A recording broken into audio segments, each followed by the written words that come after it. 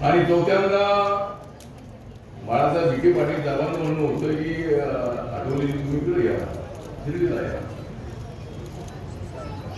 शिर्डीला या म्हणजे काय हरवण्यासाठी आहे की निवडून आणण्यासाठी आहे की मला माहित नव्हतं.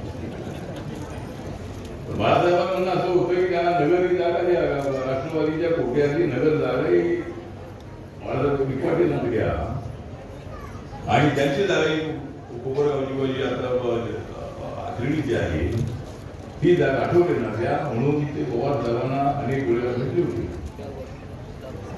राष्ट्रवादीने सांगितलं की आम्ही आमची जागा सोडणार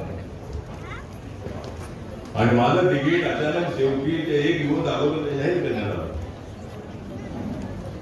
आणि उभा राहिलो. पण त्या ठिकाणी माझ्यासोबत सगळे होते, पण माझ्याबद्दल असा विचार करण्यात आला की आठवडी निवडून आले तर मी म्हणालो बाळासाहेब विखे पाटील साहेब 7 वेळा निवडून आले होते आणि मला तुम्ही आता निवडून आणलं तर मी 7-8 वेळेला मी त्यामुळे थोडा प्रचार झाला ना, ठीक आहे निवडणूक झालं ठीक आहे. पण आता मला वाटायला लागलं की मी त्या ठिकाणी हरलो झालं. मी तिथे हरलो नसतो तर मी तुमच्यासोबत राहिलो, तुमच्यात म्हणजे काँग्रेससोबत राहिलो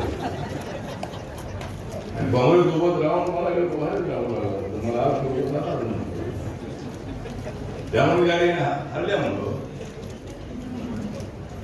मी शिवसेना भाजपसोबत गेलो 2012च्या विधान आपल्या BMCच्या निवडणुकीमध्ये.